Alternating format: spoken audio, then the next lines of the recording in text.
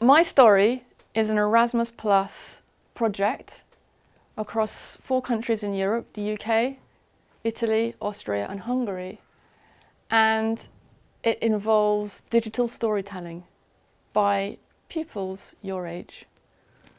Our mission statement is that everyone has a story to tell, and our stories will be based around family, food and festival. A digital story uses still images.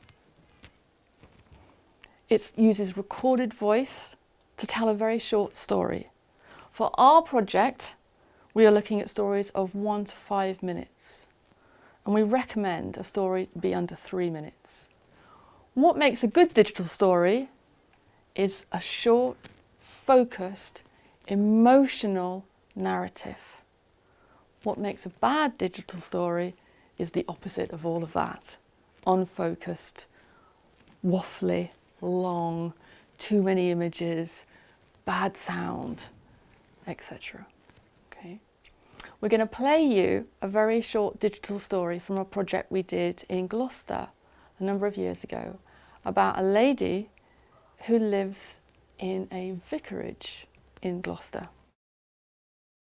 I was looking at the old picture of the church and noticed there's a building on the right-hand side. I heard the houses there were bombed in the war, and that's why there's a gap next to the church now, and 2 newer houses.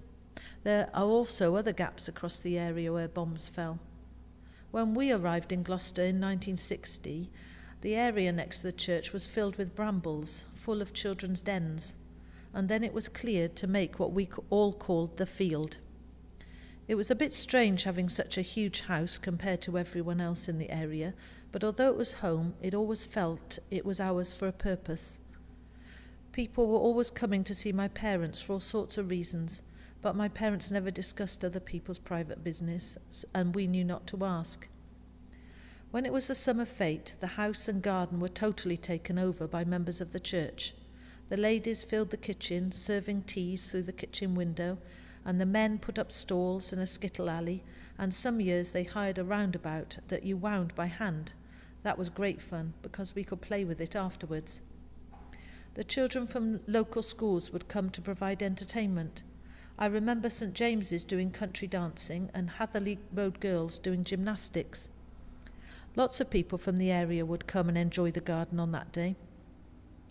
In the autumn, the children would come to collect conkers from the chestnut trees on their way home from St James's School. They would come to the door and ask if they could pick up oblies or oblionkas. There was a big Sunday school at the church, lots of local children coming without their parents. We'd all meet in the church on Sunday morning, and then we'd take the children out to Sunday school. Some to the school, some in the parish hall, and some in the vicarage. On Good Friday, there'll be a big service in the morning, and it was still a day off for lots of people. Everyone would go home with a hot cross bun from Sparks Bakery, and then some of us would run back down Rycroft Street to take the big trays back to the bakery. I remember queues there waiting to buy hot cross buns. You couldn't buy them all year round like now, and the smell was delicious.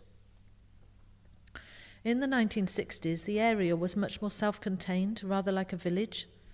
In fact, the oldest people could remember there being fields in the area and the streets gradually being built. As a young man, my dad had enjoyed farming and felt torn between becoming a farmer or a vicar. He chose to become a vicar. But wherever we lived, it was amazing how there was always opportunity to do some farming. At St James's, he kept calves, hens, and at one time a pony. A little city farm. What makes a good digital story? It has to be short, focused, it has to have emotional content, and our story is about family, food and festival. But what is this a photograph of? Can anyone tell me? Sam? Lips. Like a kiss. And how do we spell kiss? K-I-S-S. So Julia. KISS means keep it short and simple. That's what we want you to do with your digital story, but also with your scripting, the sentences you use. We don't want long-winded sentences with lots of punctuation. We want short, snappy sentences to get your idea over. Hence the big red lips. Now, how do we find a story? Where do we look? we find stories through the use of memory props. Now, a memory prop can be an object, like a candle. It can be a photograph. It can be a sound. It can be a smell. It can be anything that triggers a memory for you and takes you back to the past or something that's special to you. Julia's memory prop is a candle. I've matched the PowerPoint, the image there. This is an old Christmas candle, and believe me, the story I'm about to tell you involved quite a lot of these. The smell was lovely, actually. I'm just going to read you my digital story. It's only a couple of minutes long, mainly because it then feeds into something that we're going to be talking about when we talk about scripting, how to do a script in a minute as well, okay? So I'm not saying it's the most creative one in the world, but it's just an example of this candle as a memory that kind of sparked this story. Okay, so bear with me. A few years ago, there was terrible flooding in the UK over Christmas. Families all over the country were spending Christmas knee-deep in water, without power, and I was one of them. I had no power, and more importantly, possibly no Christmas dinner. I was in Bournemouth, in Dorset. That's where I grew up. That's where my mum and sister still live. And on Christmas Eve, as it's getting darker and darker and colder, we get out the candles, we get out the torches, the thick jumpers. There's no twinkly Christmas lights on our tree, no power. Our electric cooker is not going to give us any kind of sign of any hot food. But the smell of magnetic wax is just lovely. It's really very, very Christmassy, actually. And it felt like we're at the start of an adventure. What would happen next?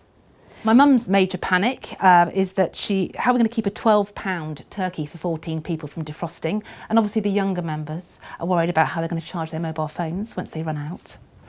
I was loving it. This was a bit different. I don't know about you, I love Christmas. It's time to reconnect with your family, but sometimes it can be a bit dull, a bit predictable. You eat too much, you sit in front of the television, you might have the odd argument.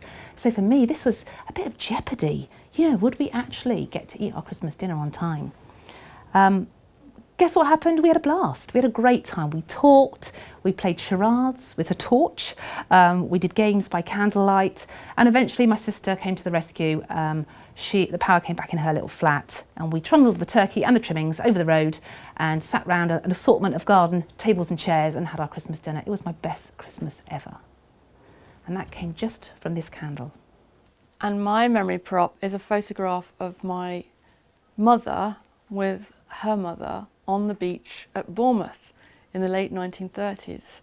And I've got a digital story that we'll be working on later today about that particular image. So Archie, you've brought a memory prop today. Yes. What's yours and how does it remind you of? Well, mine's a shot glass and it reminds me of how I got drunk one time. At a family festival? No, at a restaurant. At a restaurant. Okay, thanks Archie. Vincent, you have It's a little model of Cologne Cathedral. a little model of Cologne Cathedral. And what does that trigger?